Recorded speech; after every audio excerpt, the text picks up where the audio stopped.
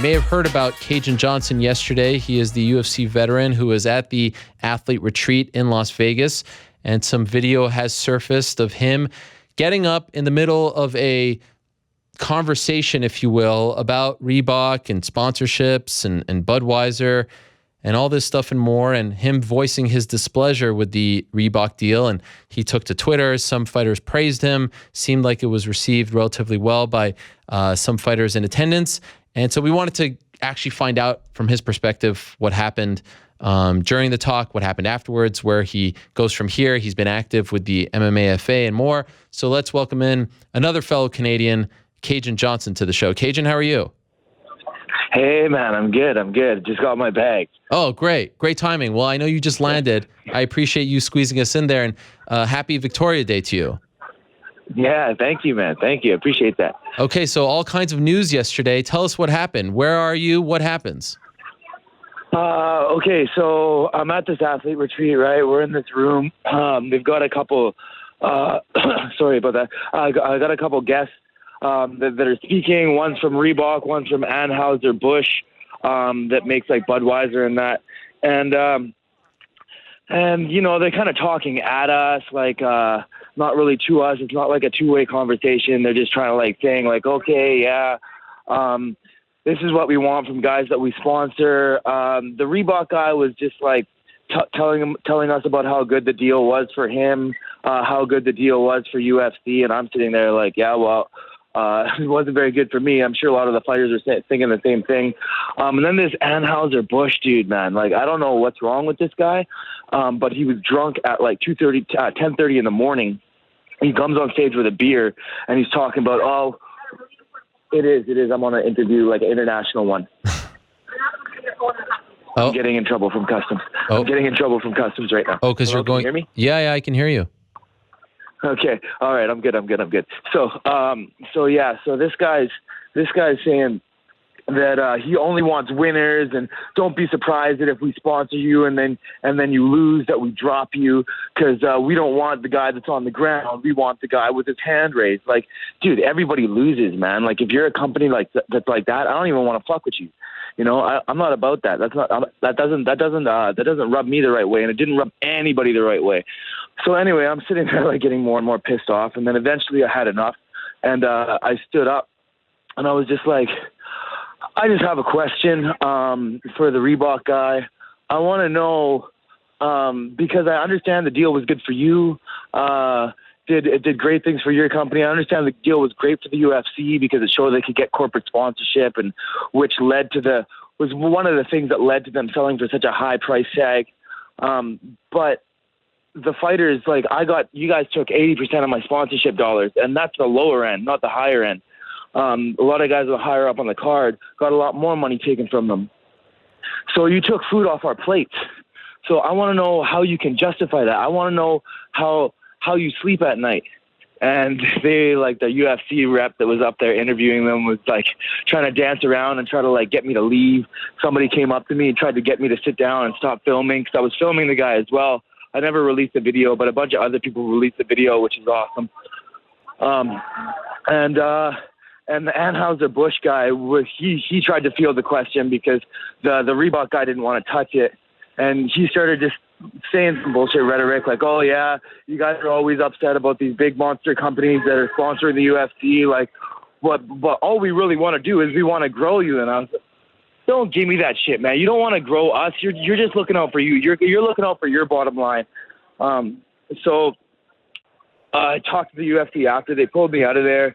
They pretty much shut down that conference. They pulled me out of there, and they were just upset at where I did it. Like, maybe it wasn't the right forum. Maybe I wasn't talking to the right people. Like, Reebok is there to look after Reebok, right?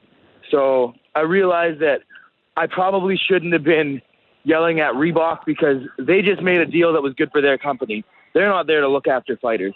The UFC, on the other hand, they have all our exclusive contracts, right? So it's their job to look out for us, and they're not doing that. So they're the people that I should have been speaking to, that I should have been yelling at. And afterwards, actually, it ended up pretty positive, really. because after they like sat me down, they took a huge list of every single grievance that I have with the game of MMA to date, which is a lot. Like I just got back from DC. I was lobbying for the Ali Act in Congress right before I went to the athlete retreat, and so I have a lot of grievances. There's a lot that I see that's wrong with the way that they're conducting business in this game, and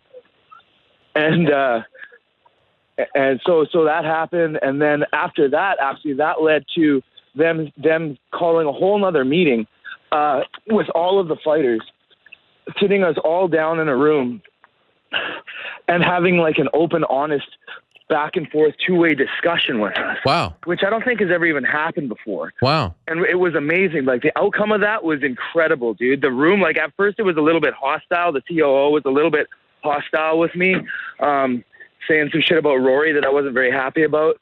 But it ended up calming down and being more solution-based and less... What do you say about Rory? He's like, he was calling him a liar because he's like, oh, well, so did Rory McDonald lie when he said that he got more sponsorship dollars from the UFC than he did from Bellator? And that may be true because Rory McDonald isn't on that kind of hustle like I am, you know? And also he's making $400,000 from Bellator. Why is he going to have to go and chase sponsorship? You know what I mean? Sure. Like there's also a key detail that he's missing. Rory said on this show that he chose to make less money. It was his decision. He could have made more, but he wanted to be selective, take a hit on this fight, and hopefully, take a big, get a big amount for his next fight. So there's a big difference between not getting money and choosing to not take money. You get what I'm saying? Yeah. Exactly. But he was just he fell back into a corner, so he was going to say whatever he could say at that point to try to shift some of the blame, so he didn't look so bad. But anyways, it ended up being really positive in the end. Like a lot of the different fighters, like I didn't really even have to say anything in this meeting. I kind of kicked it off because they were trying to split us all apart and talk to us in different groups. And I was like, no, you're talking to us all as one group. Like we all need the answers. Everybody needs to hear this, right? So they did that, and all these other fighters started speaking up. Sarah McMahon had a whole bunch of different solutions that she was proposing. Joe Lozon was calling them out and asking for transparency in the numbers of the Reebok deal, so we can really believe in what they're saying when they're saying that all the money's going to the fighters. All these different things were proposed, and they seemed actually truly empathetic to our situation. Upset that we weren't happy with the current deal, and wanting to work around that deal in whatever capacity they could to make it better for these next 4 years that we're still involved with Reebok. Wow. So that they're happy, so that Reebok will actually want to sign that deal again. Because right now, I don't think they're very happy with the press that they're getting from this deal, right? So if they would probably dip right now. If things don't change, I'm guessing that Reebok will probably dip after this deal is over. But yeah, so it ended up being really positive, which then created some more momentum. Even like last night at the Snoop concert, like Neil Magny was going around and he was proposing to all the fighters that we should all create this network of ourselves so we can all help each other to be more successful, so we can all make more money, right? So if we all follow each other on Twitter, every single UFC fighter follows each other on Twitter, and I challenge all of you out there that are listening, I challenge all of you to go and follow the entire roster on Twitter, and then anytime that somebody's doing something, if somebody's doing an appearance somewhere, retweet that. And if all of us can do that for each other, then we're all just going to get more eyes and more money from these events that we're participating in, and we'll all make more money together. We'll all help each other instead of complaining about things that we can't do anything about. Let's be proactive and show initiative and be responsible and do what we can to make more money for each other. So it sounds to me, and correct me if I'm wrong, when this first happened, I had some people say to me, oh man, Cajun, respect to the guy, but he's screwed. He's going to get cut. It sounds to me like the UFC was receptive, and this quote unquote negative, if you want to call it that, was turned into a great positive. They started to listen. There was open dialogue. It sounds like it worked. Yeah, I think it really did, man. I think it really did. Like, everybody was really, really happy at the end. Like, that last day was, it was pretty tense there for a minute, but after that smoothed out, man, like, I never felt anything like that before. So Wow. I don't think that's ever happened where they had an open dialogue with the majority of the roster, not the whole roster, but with the majority of the roster. Like, that's pretty incredible, just that in itself. And so now it's really on them to see what they do with that information. If they go and actually do try to make these changes that they were talking about and implement these things that they were talking about. But I have to have faith in the process, and I have to let go and trust them to do what they said they were going to do. And if they don't, then I'll hold them accountable for that. But I have to give them some time and see what happens, man. But I'm excited for the future.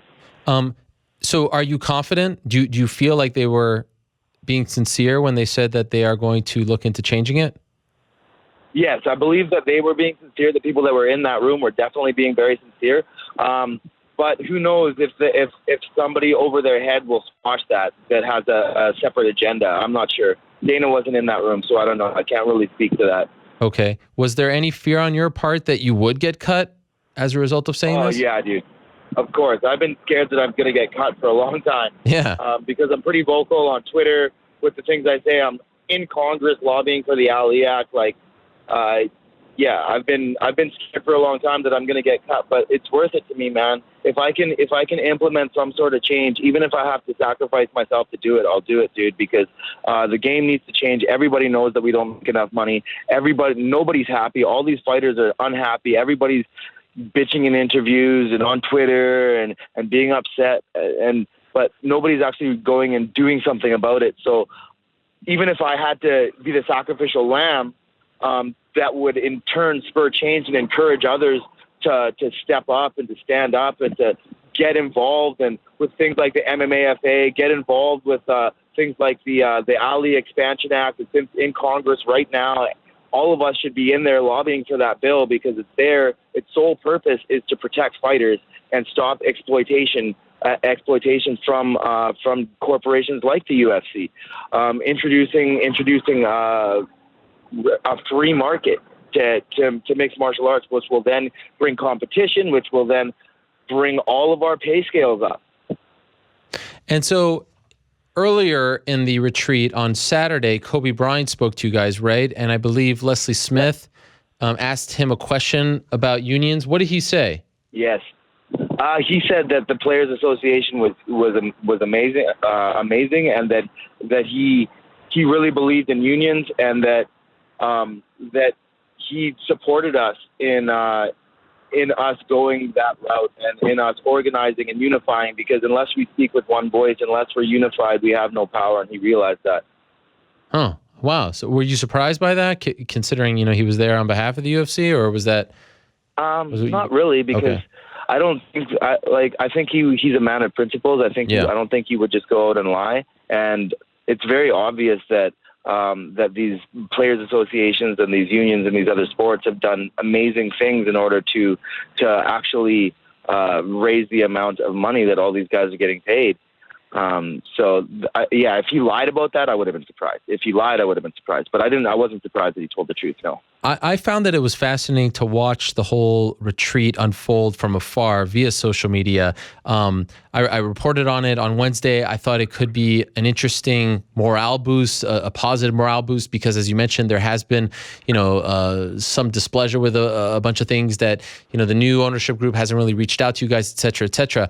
And I have to say, I had mixed feelings as it all started to unfold, because I saw a lot of fighters kind of publicly thanking the UFC for the new office and the new institute and things like that. And I wonder just how often will these people who don't live in Vegas get a chance to use this? It's one thing to say, we copied Manchester City and the New York Giants or whatever. Well, those players live in the cities in which the team is based. Not all of you live in Las Vegas. So I saw a lot of young fighters, if I'm being honest, guys who are 1-0, 0-1, things like that, very appreciative, excited. This is a far cry from the regional scene. I didn't see a lot of the upper echelon guys say like, oh, this was, a life-changing event. And so I'm wondering, just from your perspective, as someone who's kind of in the middle, like, did you think that this was worth your while? Did you enjoy it? Did you appreciate it? Did you feel like this was, a good thing, a good next step in the evolution of your relationship with the UFC? I think it was a necessary step. Yes, like things like the Performance Institute. That stuff's like cherry on the cake. Really, like I think like it's possible that I will use those things at some time. It's an amazing facility. It's great that we all have access to it, but it's difficult for a lot of us that don't live there. Like I have my own business to run. Like I'm not going to be able to come down for like 2 months and train there before a fight. Like that's not going to happen. It may be useful for me to go for a week and do some analysis and stuff like that, but nothing crazy, right? But the best thing about that athlete retreat was that meeting that we had with the COO and the department of and the department that covers Reebok and with all the athletes. That was the most important thing that happened at that retreat, in my opinion. Wow. So the one sort of impromptu thing ended up being the best. Yeah. That's my opinion anyway. That's great. Now, I don't speak for everybody, but a lot of people were very happy with that, with me calling out Reebok. Even though I probably shouldn't have been calling out Reebok, I probably should have been calling out the UFC. Right. And with that, and with the meeting, everybody was really, really happy, man. Everybody was stoked. Everybody was excited for the future. Like maybe things are going to change. Maybe things are moving forward. Yeah. So I think it was a very successful retreat. By the way, what's up with your situation? You haven't fought in a year and a half. When are you going to fight again? Oh yeah, soon, man. Soon. I'm not announcing anything yet, but I talked to Sean Shelby while I was there, and he gave me a date. Oh. So I'm getting back in, man. I'm jumping back in. It took me a long time because I had a shoulder injury, and then in order to sustain life, I had me and my friend had to build a business together. So now me and my best friend, which is awesome, we own this gym together. The TriStar Vancouver. It's in Burnaby. Oh wow. 7759 Edmund Street. Anybody wants to come down, you're more than welcome. So yeah, and then just building that to the point now where my students are starting to be able to teach now. So now I can start to get back to competition. It's not all on my shoulders. The whole martial arts program, I can delegate a little bit as well. So yeah, it's a beautiful thing that happened. It was a necessary thing. It was a difficult thing, but yeah, now I'm ready to get back. And you think in the next few months you will fight again? Yes, within like a few months, definitely. You'll hear something soon. Okay. And just finally, Cajun, and again, kudos to you for speaking up about something that was bothering you. And I know it's tough because there's fear of losing your job. This is how you make money. The UFC is the NFL, if you will, of MMA. It takes a lot of courage to do that. So I really do give you a lot of props and have a lot of respect for you. As you know, associations, unions have been a hot topic in our sport over the last year or so. And I know that you are linked to the MMAFA and you've actually put your money where your mouth is and gone to Washington and things like that. But we've seen some groups come and go. And quite frankly, from my perspective, it has been disappointing to see them make a whole, big hullabaloo and then just kind of fade into the night. Do you honestly believe that UFC fighters will come together in the next few years to form some kind of association? Do you really believe that will happen? I believe, MMA fighters already have an association, the MMAFA, that's been in existence for multiple years. But now what we're talking about, and I have to talk to a lawyer about this because I don't know all of the legal aspects, because there's aspects of collusion and things like that. If you have a collective bargaining agreement or something like that, and you're not actually employees, and you want to make a union, okay, that's an issue. You're going to get sued for collusion. So what me and Leslie are talking about now is creating a committee, that will work with the UFC. Not that we can't dictate terms to the UFC. Like, here, you sign. These are our terms. You're going to do this, or we're not playing ball, and we're going to strike. We can't do that because that's illegal. But we can create a committee that will be able to see, okay, here, what do all fighters want? What do we need? And then that committee can then go to the UFC and be like, okay, here's all our issues. how can you work with us so we can start trying to find some middle ground here, so we can move this thing forward. So that's what me and Leslie are talking about doing right now. Okay. And I believe it'll happen because I'm going to take action and make it happen. Wow. And are you confident? Like, did you get to talk to some fighters at the retreat? I mean, this was a rare opportunity to have all of them in the same location. Do you think that people will get behind this? Yeah. So many, dude. Wow. So many are behind us. So many, man. Well, that is amazing. And I wasn't going up to people and being like, hey, Yeah. let's join a union. Hey, let's have a committee. No, man. People are coming up to me like, dude, like, oh, we needed a leader, you know? So I'm not trying to appoint myself as the leader of anything. But I'm definitely down to do some work to create action and to make sure that these things actually do happen. So, we'll see what that looks like moving forward, but I'm definitely committed. Wow, that is amazing. I think a major test, and I don't know if you agree with me or not, but a major test is this new United States television deal that, as you know, or may know, is up in around a year and a half. As you may know, in the NBA, the players make 50% of the TV deal as far as the revenue that comes in, and it's a much greater, it's a much greater deal. But in the UFC in particular, you guys make 0%, and there's been talk of $400 million a year, $100 million a year, which is what they currently make approximately. If this deal gets done, and you guys still walk away with a 0% cut of this pie, I think, I don't know. I don't know how you can be an athlete and look at what's happening in the NBA and say to yourself, wait a second, we are the draws, we are the athletes, we are the fighters. Why aren't I making a percentage, 1%, 2%? Why aren't I making any? Do you agree with me on that? Yeah. 1,000,000%, dude. And I talked to Ari about it as well. He actually came down and sat down with us at breakfast one day, and everybody was like, kind of like, just like happy that he was there and talking to them. That's not really me, like, whatever. Yeah, you owe me. You're just a human, so what are you doing for me? Why are we making no money and you're making all this money? Why? And he was pretty much saying, okay, once we make more money, then you guys are going to make more money.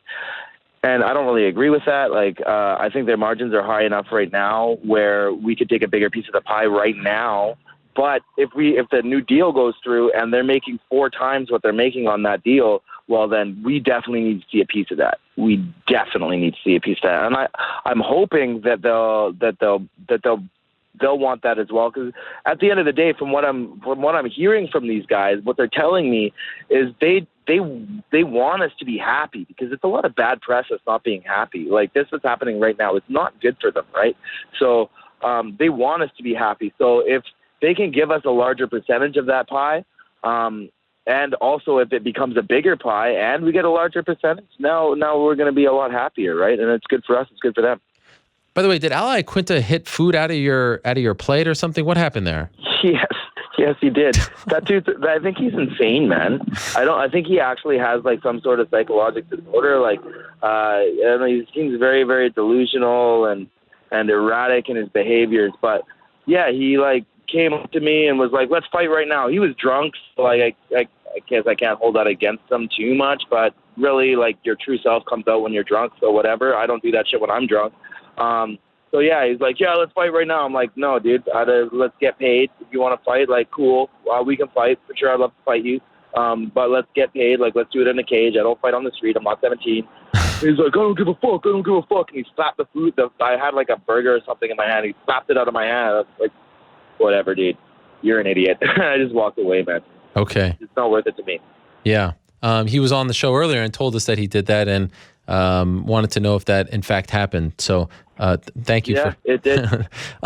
Last thing. At least if he's gonna talk shit on Twitter and stuff, at least he does it in person. God bless him. There's so many people that talk shit on Twitter, and then in person they're the complete opposite. Yep. At least he is who he is, even though that person is an absolute maniac.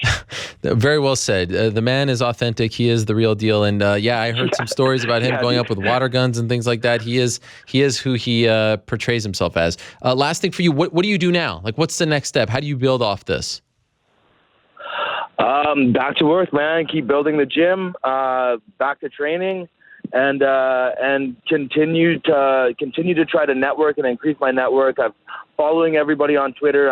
I'm reaching out to those people who are really influential in that meeting, and trying to talk to them about this committee and see if we can start moving this thing forward and get some bigger names on it and people that actually want to try to help to create change and see what happens then. Like, there's no real blueprint for this, but yeah, keep lobbying for the Ali Expansion Act any chance I get, do what I can, anything that's in my power. Keep it up, Cajun. Well done. Very, very impressive what you did over the weekend. And like I said, it takes a lot of courage. So really give you a lot of respect. Kudos to you. And thanks for jumping on. I know you just landed. You're probably, tired and everything. I appreciate you coming on and telling us what happened. Good luck to you, and we'll talk to you soon. Thanks a lot, Ariel. Appreciate it. All right, there he is. Cajun Johnson, British Columbia's own.